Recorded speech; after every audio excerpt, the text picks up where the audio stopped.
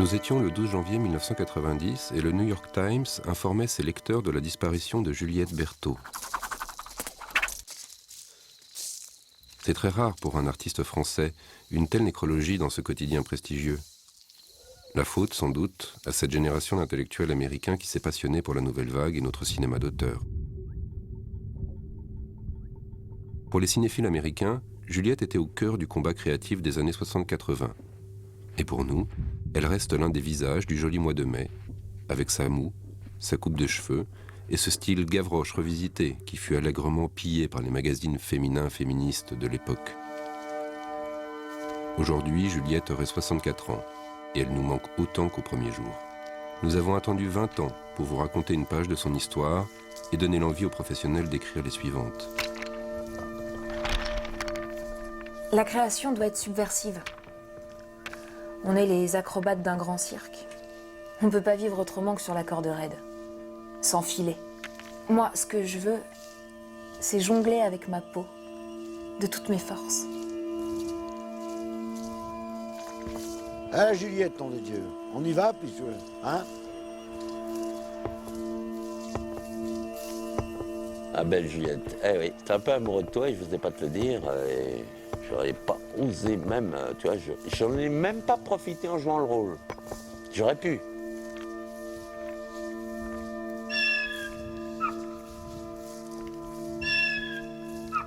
Ça faisait quand même 20 ans que je me disais comment ça se fait qu'une aussi immense actrice passe aux oubliettes.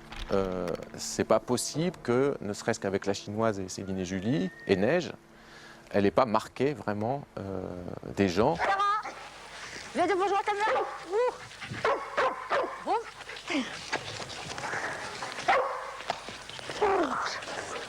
Faut que tu viennes.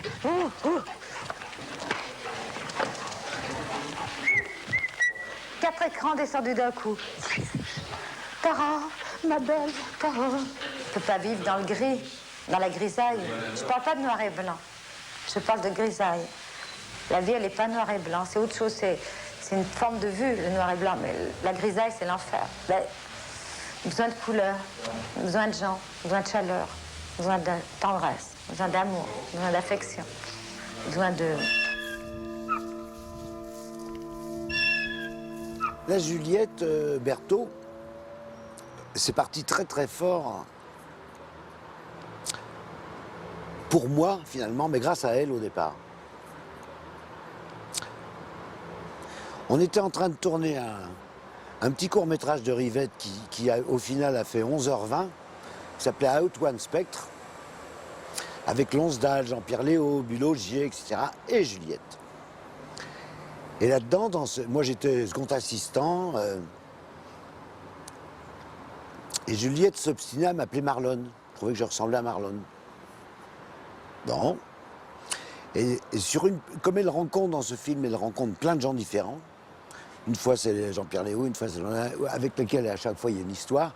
À un moment, elle rencontre, et elle me dit, mais ça c'est Marlon qui va faire le truc. Et Marlon c'est moi. Moi j'ai aucune envie d'être acteur. Mais je sais même pas ce que c'est. Enfin, si, je sais ce que c'est devant. Ah ben non, j'ai aucune. Non, non, non. Moi, je sortais, lycée du Parc, Lyon, préparation HEC, tout le reste. Moi, après, j'étais dans le cinéma, enfin content. J'étais ravi d'être au début des premières marches de la Sistana. C'était dans la Scuderia Ferrari, après. Et chez Truffaut, t'es bon. Et toi, t'es tout content de changer les pneus. Moi, j'avais aucune envie d'être en plus acteur. Je me retrouve avec une petite scène à tourner, donc équipé en Marlon, la casquette, les gants, le blouson de cuir, équipé sauvage. Début de scène, plan de 3-4 minutes, je rentre dans un truc, je discute, je m'embrouille avec elle, elle me vole de l'argent, je me mets à la tabasser, je lui fous une grosse raclée. Bon, on tourne ça entre, je sais pas, 17h30 et 19h30. Moi, je suis hyper... Je sens un truc que j'ai jamais senti avant. En dehors de la gêne, du fait que je suis pas acteur... Là, je sens un truc. La Terre s'est mise à tourner dans l'autre sens. Sans Juliette Berthaud, je ne sais pas du tout ce qui serait passé.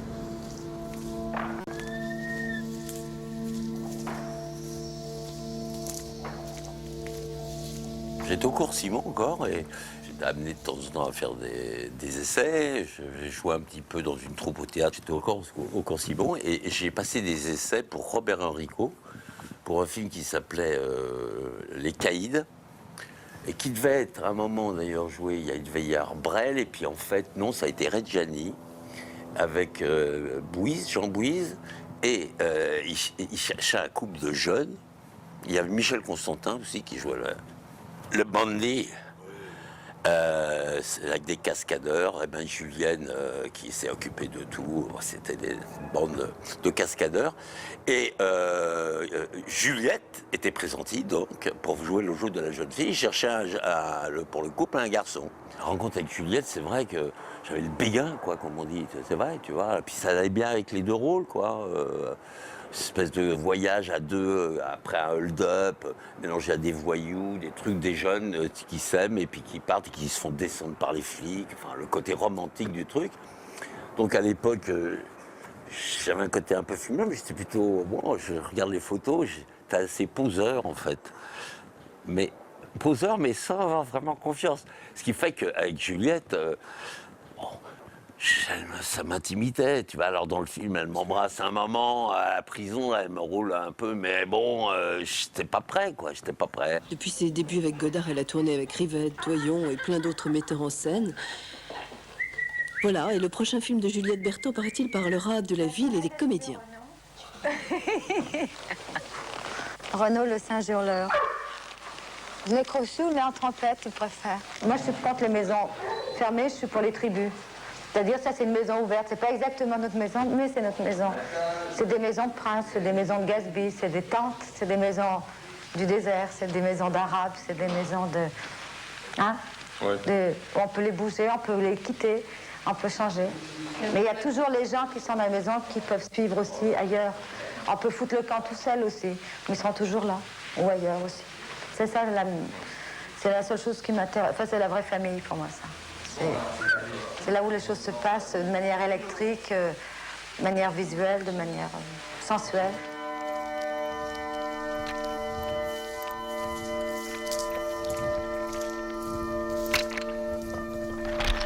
Ben moi, j'ai découvert l'existence de Juliette Berthaud après sa mort.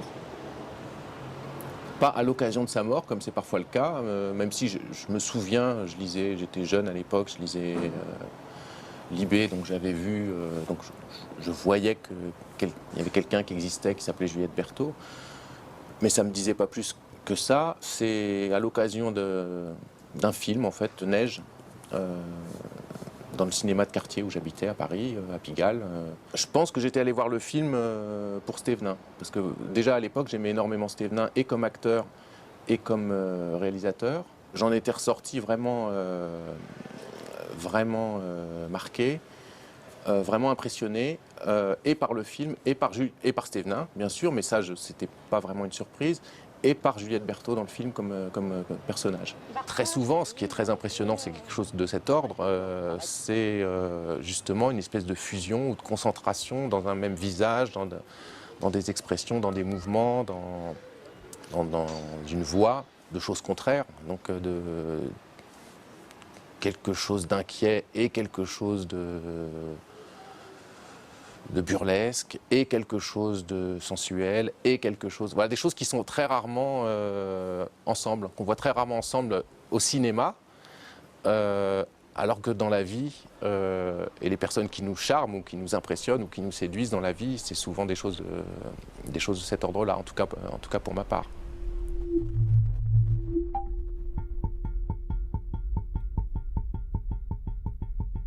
J'ai eu envie de jouer. Je l'ai fait. Pour moi, c'était quelque chose de vital, dans le sens très primaire, où certaines personnes, en fonction des besoins de leur organisme, ont besoin de bien manger, et plus que d'autres, ou d'autres de se faire psychanalyser, pour essayer de comprendre ce qu'ils essayent de vivre. Donc j'ai eu cette faim vitale. Jouer a été pour moi un intermédiaire entre moi et la vie, pour me donner une manière de vivre, ma forme privée et personnelle de psychanalyse, sans grand Manitou psychanalyste dernier cri. Ma magie médecine étant le spectacle. Et il y avait un avantage fondamental pour moi à cette forme de thérapeutique, à savoir qu'il est toujours possible de jouer si on veut. Et si on veut, tout est possible un tant soit peu. Et qu'on fait de sa propre cure de psychanalyse personnelle un métier, un travail intéressant, et qui peut enrichir les autres s'il est bien mené sous la forme de l'art. C'est pas un métier, arrêtons dans des conneries, voilà, tu vois, je veux dire, voilà. Non mais, oui, mais si tu veux, j'ai aucun mépris pour les actrices, tu vois, je veux dire, mais tu peux être actrice de cinéma ou acteur de cinéma, traverser ça sans que ça devienne ton métier. Ce qui ne veut pas dire que ceux dont c'est le métier sont des mauvais acteurs, ça veut dire que tu peux le faire sans que ça devienne ton métier. Alors évidemment, tu es beaucoup plus fragile. Et Juliette était beaucoup plus fragile. Je veux dire, si tu veux, maintenant on a le droit de dire des choses comme ça. Tu prends Juliette et Labourié, elles sont toutes les deux aussi folles. Eh bien, il y en a une qui a su gérer d'être une actrice professionnelle, qui est Dominique, et qui était pourtant moins populaire, entre guillemets, que Juliette, mais si tu regardes sa filmographie, elle est énorme. Bon. Juliette, elle n'est pas si grosse que ça, sa filmographie, en dehors du fait qu'elle soit mort jeune, mais tu vois, je veux dire, mais parce que elle a jamais voulu en faire son métier. C'est impossible, jeune, d'être structuré à travers ce métier. Ou alors, il faut quand même avoir un peu de... Je pense, pour arriver à en fait, en profiter pleinement, parce que c'est un métier. Jouer, d'être dans un film joué, quelle que soit l'angoisse, c'est pas évident, mais quand même, si tu le prends comme un truc de cadeau, t'es payé en plus. Normalement, tu payes ton psy, mais c'est pareil. Là, t'es payé, puis bien en plus. Alors il te dit, vas-y, plus nerveux, vas-y, plus. Ouais, j'y vais. Plus drôle. Ah, plus de... Si on fait un certain métier où on doit changer de personnage en permanence, comme on ne peut pas changer sa gueule, comme on ne peut pas changer cette gueule, toujours la même, qu'est-ce qui change? On peut changer la tenue, le déguisement, le travestissement, parce que c'est plus qu'un déguisement. C'est déjà un changement d'identité, c'est presque un changement de sexe, parce que ça va beaucoup plus loin. Moi, je dis souvent, je ne suis pas une actrice, je ne suis pas une vraie actrice, je suis une fausse actrice. Je suis beaucoup moins que ça, et de temps en temps, je crois que j'ai le potentiel d'être un peu plus. Je vais essayer de m'expliquer. C'est plus à l'intuition, plus au feeling, si on peut dire. Et quand on commence au feeling, à l'intuition, si on veut continuer, bon, ça va un moment, mais on apprend. Bon, on peut aller dans un espace au feeling et à l'intuition, mais on n'apprend pas. Et on apprend en faisant, parce qu'il n'y a pas de loi. Je pense que c'est un métier totalement individualiste, que certaines méthodes peuvent être formidables pour des gens, comme la méthode de l'acteur studio qui vient de États-Unis, c'est formidable pour des gens. Moi, je ne vais pas m'emmerder à aller là, puisque j'ai qu'à voir des films où les gens qui sont emmerdés à ma place, aller dans des cours, ils me donnent la synthèse et le résultat, rien qu'en regardant un film.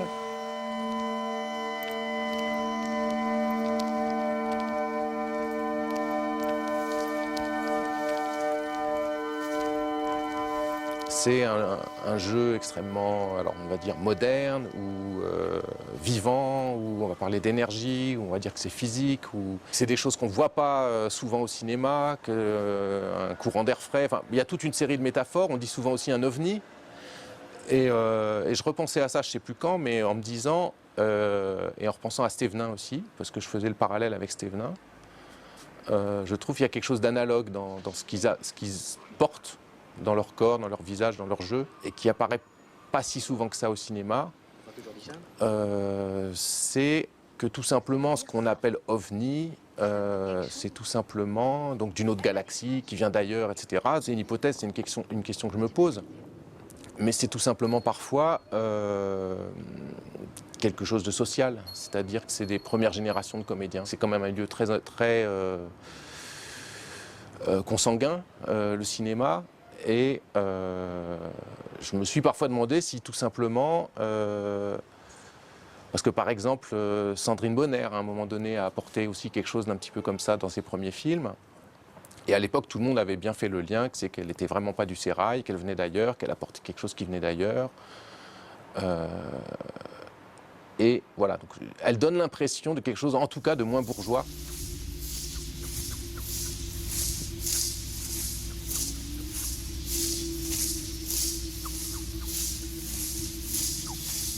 Jouant plus sur sa personnalité, sur ce qu'elle était, qu'il y en a eu d'autres. Dominique Sanda, c'est pareil, on peut dire que Dominique Sanda a fait. C'était par son. Voilà. Et même, je dirais, Bardot à la limite, d'une autre façon. Enfin, c'est-à-dire que c'est pas. Voilà, il jouait.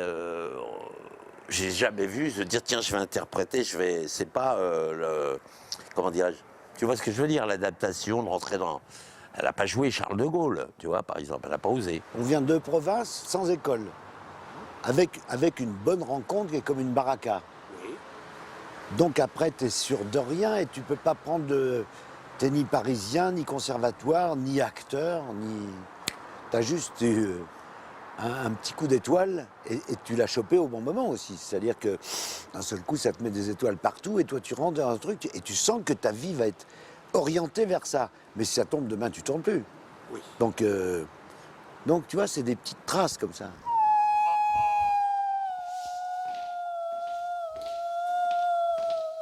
Elle a toujours voulu vivre ça comme un rêve et une liberté. Ce rêve et cette liberté qu'avait compris Jean-Luc. Et que Rivette exploite d'une manière géniale.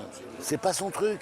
Je dis pas qu'elle aurait pas aimé que les Sunlight soient toujours là. Mais je te dis, elle n'en était pas malheureuse que ça soit pas son truc. Elle était malheureuse de ne pas être demandée des fois par des gens pour qui elle avait beaucoup d'estime, beaucoup de... Bon. Mais ça arrive à toutes les comédiennes, tu vois, je veux dire, bon. Mais elle n'en était pas parce qu'elle n'en était pas. Je veux dire, c'était pas son truc. C'est à action qu'on commence, et on commence toujours 10 secondes après. Là, t'as le point sur lui. Ta dernière phrase, Là, c'est bon, je démarre comme ça. Oui. Et à la fin, c'est vrai. Silence. D'accord, d'accord.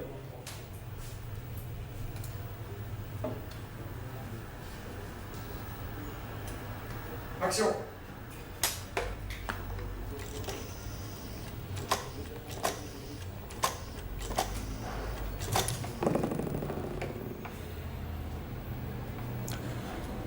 Inspecteur Marcelin, mais respect, monsieur le ministre.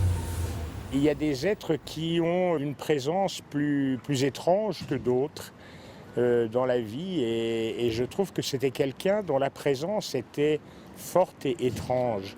Et c'est quelqu'un dont j'ai tout de suite, moi, senti que, bien évidemment, rien ne pouvait laisser prévoir la suite tragique, mais il y avait... je trouve cette étrangeté de la présence, ce côté qui mêlait le tragique et une grâce, pas gracieuse au sens superficiel du mot, mais quelque chose qui va au-delà de l'apparence, une sorte de mystère intérieur. Et je trouve d'ailleurs c'est ce qui fait souvent ce qui distingue certains acteurs, certaines actrices des autres, c'est comme s'ils ouvraient un monde auquel le commun des mortels, entre guillemets, n'a pas immédiatement accès. Je ne sais jouer qu'aux jeux qui n'ont pas de règles. Pour moi, jouer, c'est comme rêver, éveiller. S'échapper dans une autre dimension, où on n'est pas coincé par des lois. J'ai pas les références de quelqu'un qui a fait une école de cinéma. J'apprends au fur et à mesure. Ma force, c'est un irrespect total de toutes les conventions. Je connais les règles élémentaires. À partir de là, je me fabrique mes propres règles, dans le sens de mes envies. Et je fais du cinéma parce que je veux partager des images avec les autres.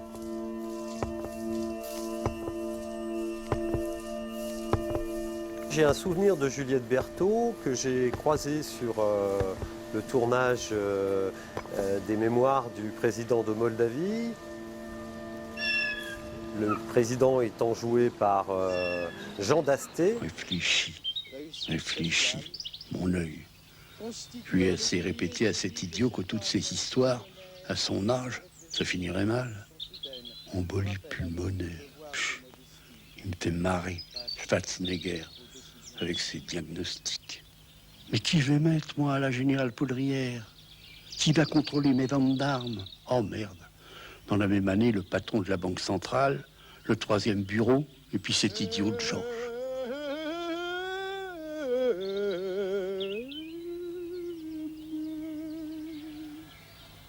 Oh, elle est restée belle, cette garce.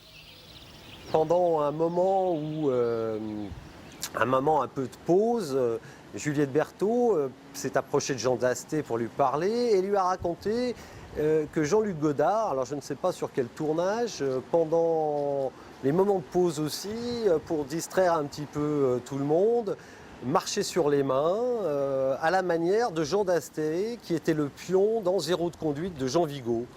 Alors Jean Dasté prêtait l'oreille, il était un petit peu dur d'oreille à ce moment-là, il avait un petit peu du mal à suivre la conversation, il semblait un petit peu décalé, mais c'est une anecdote qui est assez croustillante et surtout qui ferait pâlir d'envie un certain nombre de cinéphiles, notamment ceux qui sont fans de la Nouvelle Vague et de Jean-Luc Godard et forcément de Jean Vigo.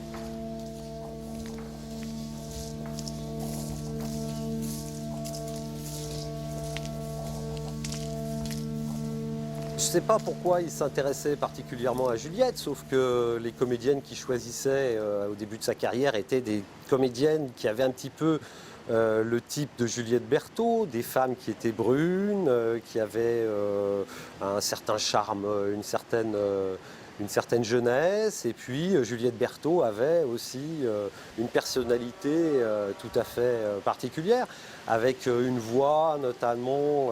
Moi, c'est ce qui m'a le plus frappé finalement chez elle, c'est sa voix. Une voix assez touchante, profonde et douce. Ce qu'il y a de fou, c'est que c'est lui qui l'a inventé. Parce qu'on ne peut pas enlever à Godard ça. Il n'a pas inventé Annie, mais il a inventé Juliette Berthaud. Je veux dire, bon, tu vois, il a compris tout de suite en voyant cette jeune nana à Grenoble, un jour de ciné-club, qui avait quelque chose qui parlait de très fort en elle. Il a pigé tout de suite. Et c'est une des rares actrices, tu sais, Jean-Luc. C'est très bizarre les rapports aux actrices, Jean-Luc. Parce que quand même, grosso merdo, ça a toujours été ses amoureuses. Juliette, non. Même pire, il en avait une autre. Donc c'est un statut très bizarre qu'a Juliette dans les actrices godardiennes, entre guillemets, tu vois. Et c'est drôle parce qu'il la convoque pour Juliette Berthaud. Et en même temps, Juliette Berthaud, il la convoque pour la Juliette Berthaud qu'il a inventée lui. Pas pour la Juliette Berthaud, pas pour celle que tu connais, pas pour celle avec qui on va boire un coup. Pour celle avec qui il a inventé lui. Celle qu'il a inventée dans la chinoise. C'est-à-dire, il appelle Juliette Berthaud pour qu'elle soit la fille de paysan grenoblois. Et dans tous les films de Jean-Luc, elle est la fille de paysan grenoblois. Il a le mérite d'avoir eu l'œil quand même, d'avoir repéré Juliette Berthaud, de lui avoir laissé un petit espace dans le film, même si, encore une fois, il n'a pas eu autant l'œil que Rivette, par exemple. Il lui a pas laissé, il n'a pas pris justement la mesure de son potentiel, et comique, et d'exubérance, et tragique. Donc moi je trouve qu'elle est hilarante dans la chinoise. Et que c'est vraiment son œuvre à elle, c'est-à-dire que le personnage en lui-même, le rôle qui est écrit est plus limité que ce qu'elle en fait. C'est quelque chose de fort, Jean-Luc et Juliette. Hein. C'est quelque chose de compliqué, hein, de très compliqué. Les rapports avec Jean-Luc, c'est toujours compliqué. Hein. Moi, j'étais sur l'assistant, je veux dire. Je connais je l'ai rencontré, j'avais 19 ans, j'avais trouvé un papa de cinéma, hein. J'habitais chez lui, tout et tout, donc bon, mais très compliqué. Mais c'est profond. C'est pas des rapports de domination, c'est pas des rapports de perversion, c'est des rapports très complexes, mais dans lesquels il y a toujours un échange. Et je crois que l'échange entre Jean-Luc et Juliette a été très fort. Moi, je vais te dire, il y a des choses comme ça qui me restent. La lettre que j'ai reçue de Jean-Luc à la mort de Juju, c'est un truc... voilà, c'est un truc... ça fait partie des quelques cadeaux de la vie, quoi. Voilà. Ça fait partie des quelques cadeaux de la vie, quoi. Je crois que je ne suis pas très allumée. Oh putain. Si, t'es très allumé, justement, ça je voulais te le dire. Est-ce qu'il fumait à l'époque? Ah bah après, ne bouge pas. Hop. Oh, ça c'est bon, bien parce que comme il Vous avez vu ça? Je dois le prendre comment? Bien couché. Bien? Bien. Bien couché. Bien. À moi, vous dites ça. Alors Juliette Berthaud, 1754. Et son orchestre? Deuxième accessite au conservatoire de Romorantin, contesté dans Chérubin. Comtesse? Contesté. Mais il est bête. Voltaire. Et moi-même, je ne me sens pas très bien. Le marquis, il est absolument insupportable. Et monsieur Voltaire, qui est mon compagnon, voire mon amant aussi, parce que madame marquise du Châtelet, c'était une dame scientifique. Hein, c'est ça? Oui. Courtisane. Elle se promenait toute nue devant ses domestiques. Elle traduisait Newton. Elle traduisait Newton. Elle faisait d'autres traductions. Elle parlait plein de langues. Elle avait une certaine beaucoup de fantaisie. Très extravagante, haïe de beaucoup de personnes et quand même adulée par quelques autres. N'est-ce pas, Marquis? Oui. Il m'exaspère, il m'exaspère. Je ne le supporte pas, je ne le tolère pas. Il m'énerve. Petit philosophe. Heureusement qu'avec Voltaire, nous avons notre chère complicité éternelle. Ouais, je vais être absolument ridicule. J'adore le maquillage. Et on me fait toujours jouer en naturel. Mais j'adore le maquillage, j'adore les déguisements, j'adore les costumes. J'adore la peinture. J'adore les hommes et les femmes. Pardon, quelques chiens et chats. Ah, si elle était féministe? Oui, oui, c'était le genre à militer, à défendre les femmes et à militer pour les femmes. Ça, ouais, ça c'est sûr. Il n'y avait pas d'ambiguïté là-dessus. Oui, complètement. Le papier que j'ai écrit sur Céline et Julie l'an dernier, après des années d'amour pour ce film, sans rien écrire dessus, il avait une dimension politique. Pour moi, c'est un film féministe.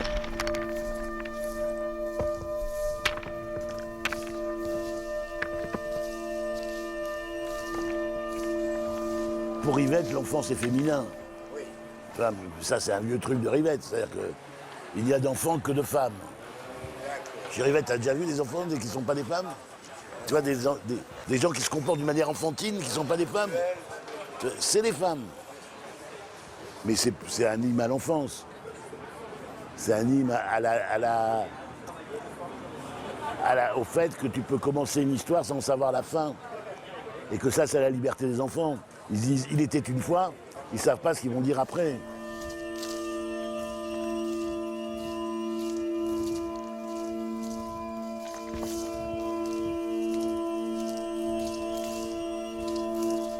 À l'occasion de la rétrospective Delphine Seyrig, j'ai vu Sois belle et tais-toi, le documentaire qu'elle a fait justement sur la place que le cinéma donne aux femmes et en particulier aux comédiennes. Delphine Seyrig pose une série de questions, les mêmes questions à toutes les comédiennes qu'elle interroge.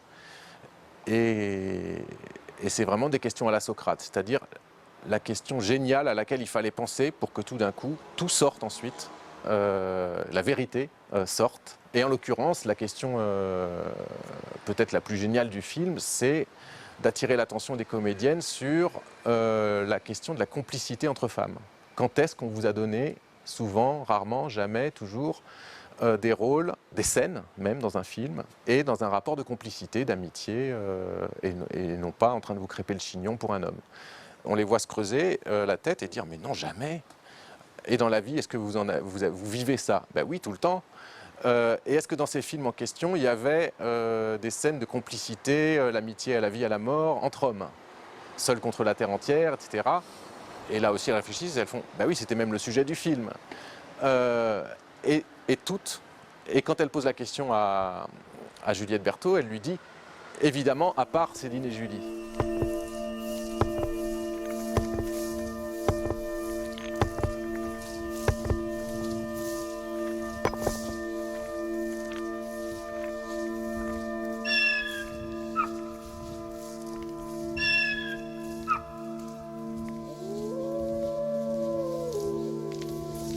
c'est vraiment le génie de cette question qui a fait que tout d'un coup, j'ai pensé, je me suis dit, mais en fait, effectivement, Céline et Julie, la chose unique, géniale, unique dans le cinéma français et très rare dans le cinéma tout court, c'est effectivement que non seulement il y a ça, mais que c'est le cœur du film et que c'est le sujet du film.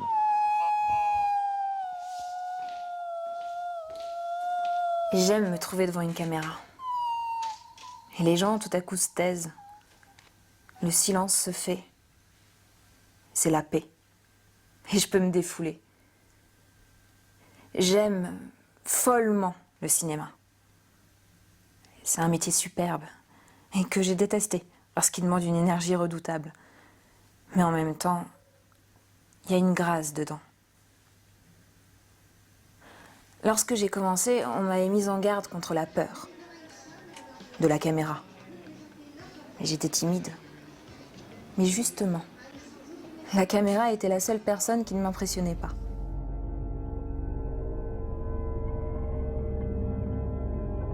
C'est un vampire, Rivette. C'est le plus doux vampire du monde. Mais c'est un vampire, son vrai métier, c'est vampire. Il est très doux comme vampire, mais c'est son vrai métier. Maintenant que Georges est mort, il faut quelqu'un pour s'occuper de moi. Enfin, je peux pas rester seule. Avec tout ce que je connais sur cette affaire, j'ai peur. Le ministre de l'Agriculture, rappelez-vous, chez l'ambassadeur américain. Ah oui, celui qui parle chinois. Toute cette bande, j'ai toujours aimé, Chabrol, Rivette, Romer. Ils ont eu des belles vies, quoi. Tu te rends compte, ils ont fait des... je sais pas, c'est une belle vie, quoi. C'est pas facile, à mon avis, mais quand même... tu vois des cinéastes, le nombre de films qu'ils ont fait, c'est quand même assez ce qu'on sait, hein, ce que ça demande comme énergie, quoi. Rivette, c'est un clown. Rivette, ce qu'il adore, c'est le cirque, c'est ce qui circule. Oui, bien, et puis c'est ce qui circule, c'est ce qui se déplace.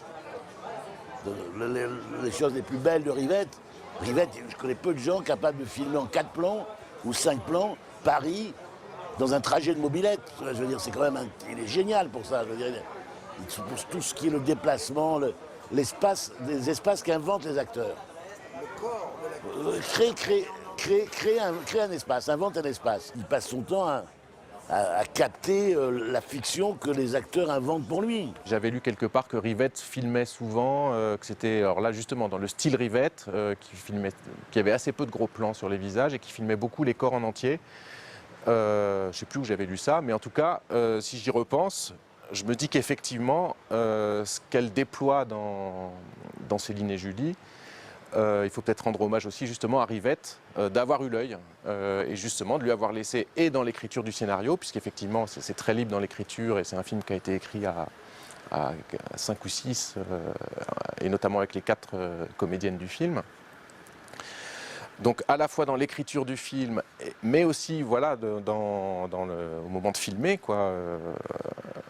Je crois qu'aussi si le film est si enthousiasmant, si joyeux, si marquant, c'est peut-être aussi qu'il a eu l'intelligence justement de se rendre compte que Juliette Berthaud, c'est pas un beau visage, c'est un corps, c'est une actrice qui joue avec tout son corps.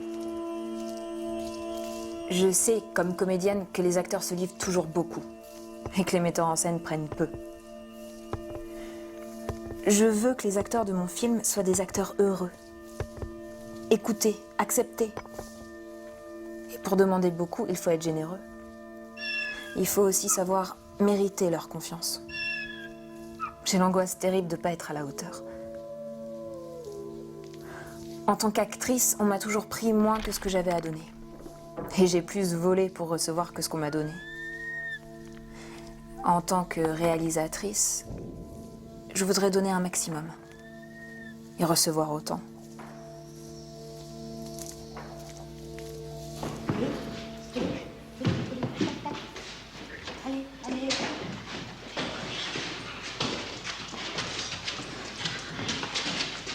T'attends de venir, Joko, t'attends de venir.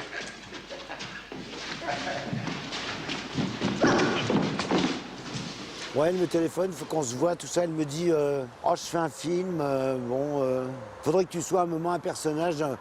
On se croise dans les chiottes et et puis tu serais de 3/4 d'eau, puis tu me dis 2 trucs. Je lui dis, il n'y a pas de problème. Putain, c'est Neige. C'est un des grands rôles que j'ai eu, tu vois, mais Juliette m'a juste dit ça comme ça, tu vois.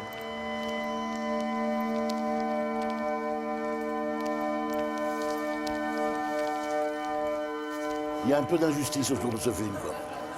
Mais en même temps, quand tu le montres effectivement à des gens maintenant, ça marche, hein. Ça marche, hein. À la Félie, il y a des étudiants qui me disent « Oh, on aimerait bien voir Neige ». Je leur file, ça marche à tous les coups, hein. Voilà. Et là, j'ai montré... j'étais invité à la Cinémathèque de Rio il y a 1 an. L'identification avec les Brésiliens est directe, hein, tu vois, je veux dire, c'est incroyable.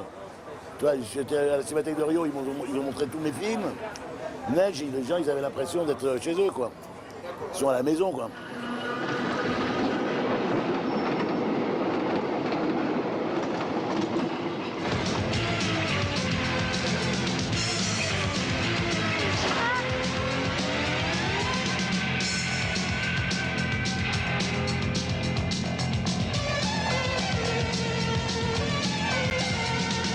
Je crois qu'en tout et pour tout, je l'ai vu 3 ou 4 fois, à plusieurs années d'intervalle à chaque fois. Et ça aussi, c'est quelque chose qui va pas de soi, c'est que le film, un film qui nous impressionne beaucoup une première fois, a fortiori quand on le revoit des années après, parfois on se dit tiens, pourquoi j'ai tant aimé ça? Puis là, en fait, le film tenait le coup.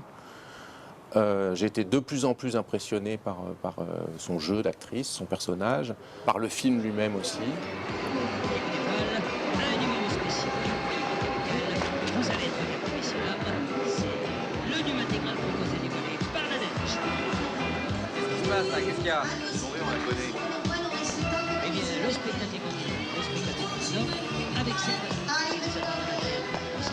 neige. Et si ça va pas, Pourquoi Juliette s'est mise à faire des films? Parce que maintenant, c'est commun. Mais à l'époque, c'était très peu commun, hein. On a fait Neige, une actrice qui fasse un film, c'était très rare. Tu vois. Je te parle pas de faire un film avec son amoureux, alors là, on était les premiers à faire ça, hein. Maintenant, ça existe, mais bon. Pourquoi? Parce qu'elle disait, il y en a marre, ils m'écrivent pas de rôle, je vais m'en écrire moi. tu sais, quand j'étais môme, mes parents, ils voulaient que je sois épicière. Et quand je pense à ton grave, ça me revient, ils m'avaient acheté une petite balance comme ça avec des poids pour peser les légumes. Peut-être que finalement, t'aurais fini fleuriste. Tu m'aurais apporté des fleurs. Ouais, j'aurais pu faire ça. C'est dans ces films-là que j'ai envie de jouer. Pourquoi on ne me propose pas ces films-là?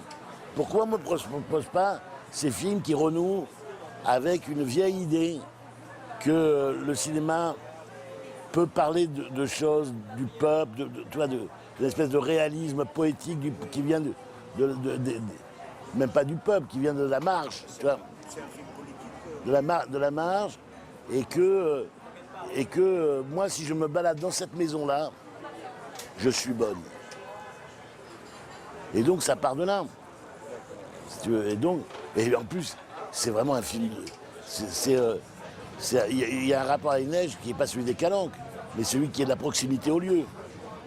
On habitait, on n'a jamais pris de métro pour aller sur le plateau. C'est un film de flemmard absolu. On habitait à 600 km le décor le plus excentré. Tu vois, on était à 600 km de la maison, tu vois, je veux dire, du lit. Donc c'était un film de grand flemmard.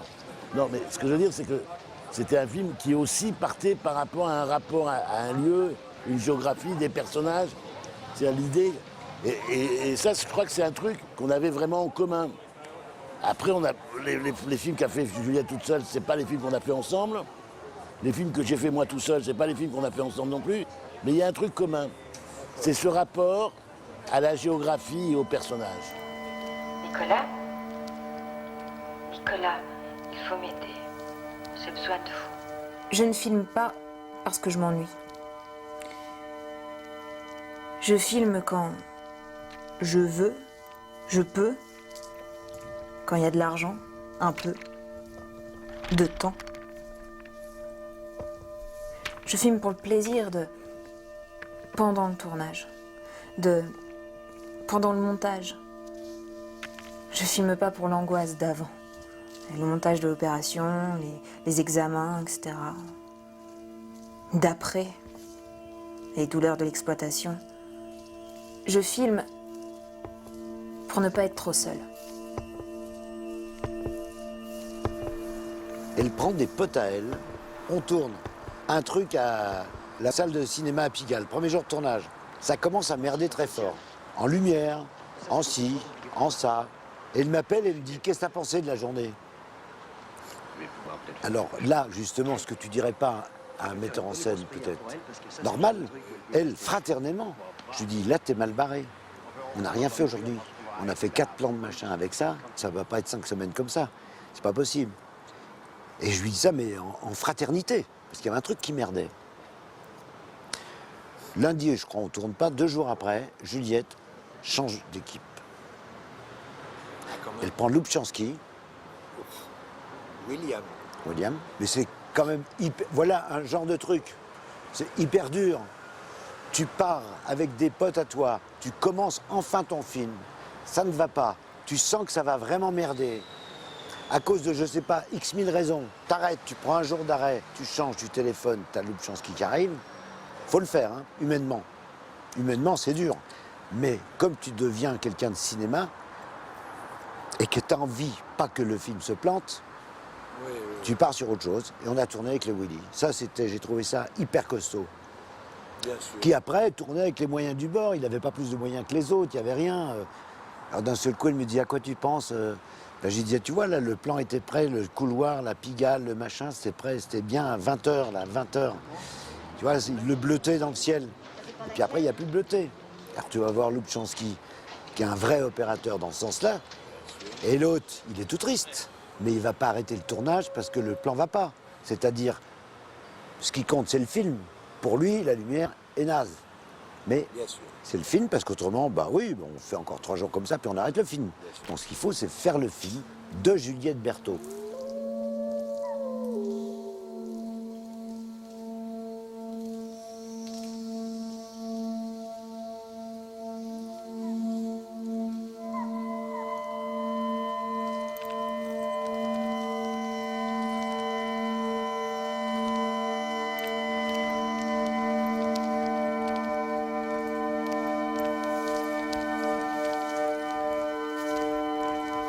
Quand tu travailles ensemble, tu es basé sur 2 choses. La confiance absolue de l'un en l'autre, la confiance de ce qui est plus ton truc. C'est-à-dire que Juliette, elle jouait dans les films.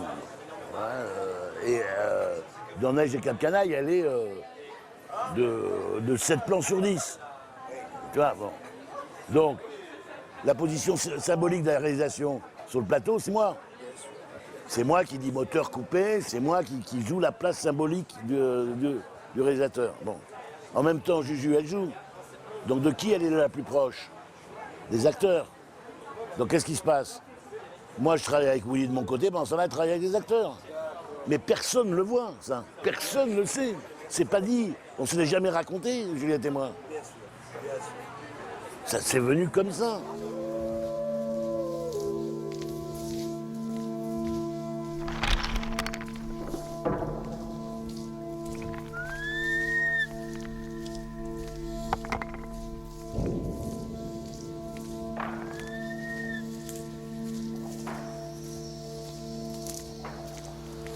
Elle avait écrit tout le film très linéaire. Donc tu as l'histoire du petit dealer, tu as l'histoire du travelot, tu as l'histoire de ceci, l'histoire de cela. À la fin, ça donnait l'impression, sûrement les premières projections, que tu avais des petites pastilles, 7-8 histoires qui s'enchaînent, plus ou moins, qui se racontent. D'un seul coup, elle branche mon pote Yann Dedet, avec lequel on avait fait déjà Passe-Montagne. Oui. Il dit, voilà, il voulait voir Yann. Yann, il voit le truc. Il dit, écoute, laisse-moi 8 jours. Je vais taper ton machin dans tous les sens. Le sujet, c'est la fête, c'est Pigalle, cette atmosphère de merde. C'est pas la petite histoire de machin, celle de machin. Il lui a pulvérisé le truc. Pendant 8 jours, après, Juliette est revenue. Ils ont travaillé ensemble et ça donnait Neige. Salut Ahmed. Bonjour tonton. Tiens, je t'emmène un mec qui est régulier, il a besoin d'échantillons. Combien? Un match, combien? Curé. 3 grammes. Amateur? Pire que ça, l'assistante sociale en personne.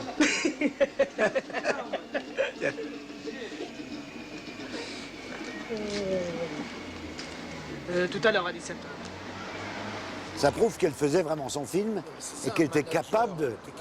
Ah oui, et t'es pas dans le bon sentiment de te dire, bon, bah écoute, c'est super, parce que tu montres un film que t'as fait, quelle que soit la daube que t'as fait, si tu le montres à certaines personnes qui sont pas loin, qui veulent être sympas, il y en a pas un qui va te dire que c'est de la daube. Oui. On va te dire, ah j'ai vu le film, et puis après, ouais, dis donc, mais sur le moment, on veut t'encourager, t'es tellement fragile, on te dit si, oh ben oui, et puis il y a ça. Si tu arrives au niveau de conscience d'au-dessus, ce qui est mon cas avec Yann et tout ça, parce qu'on est un peu maso en même temps, c'est-à-dire, nous on l'a fait ça, sur les 3 films que j'ai faits, on a fait ça. C'est-à-dire que tu montes des films à des gens qui ne sont pas des professionnels et qui peuvent terrater le film après, en disant on n'a rien compris de ça. On se dit putain, on n'est pas entouré de gens qui disent oh, ben c'est bien, puis alors quand tu auras le son, ce sera formidable. Non, non, bing.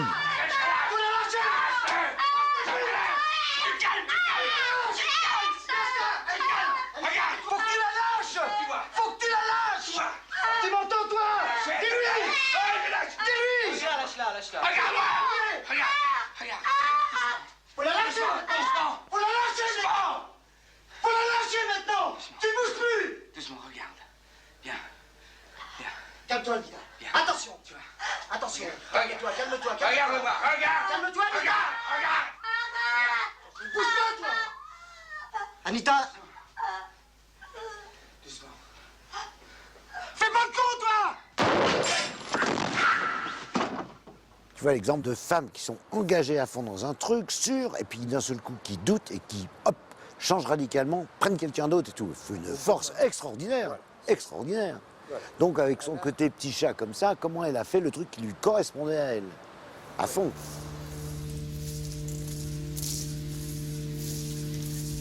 J'ai encore envie de filmer.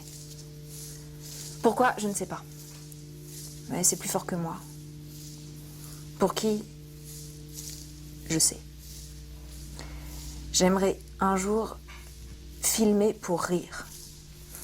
Pour de rire. Ce sera pas demain. Peut-être après-demain. Au moins une fois avant de saluer.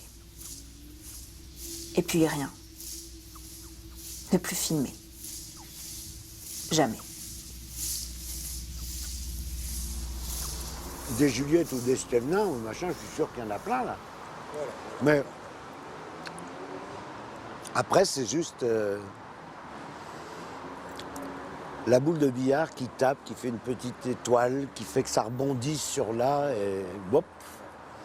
Et c'est d'ailleurs un truc d'espoir, c'est-à-dire quand ça va vraiment pas, tu peux te dire mais si ça tombe, demain je vais rencontrer quelqu'un qui va me changer la vie. Hein? Quand on est con comme nous, on peut penser ça. Tous les matins. Ouais, moi aussi.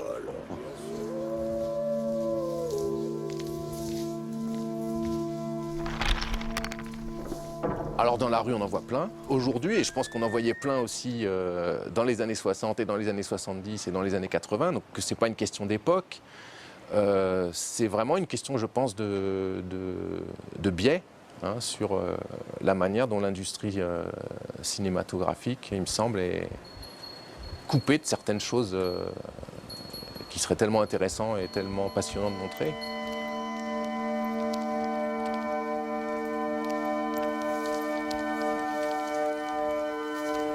Tu penses bien que si tu commences à me dire quand tu rencontres plein de petites Juliette dans la rue, je vais te casser la gueule. Bon, mais bien évidemment, il y en a plein. Heureusement qu'il y en a plein. Heureusement qu'il n'y a rien d'exceptionnel dans tout ça. Tu vois, je veux dire, heureusement que quand tu vois les minots, mais non, mais c'est d'autres formes, toi. Moi, j'ai le privilège d'enseigner le cinéma à l'université. Donc mes interlocuteurs quotidiens, c'est des mômes qui ont l'âge que j'avais moi quand j'ai commencé à faire du cinéma. Donc, à la fois je suis en phase, à la fois pas en phase avec eux. Mais il y en a plein, les petites Juliettes. Il y en a plein, mais il ne faut pas le dire.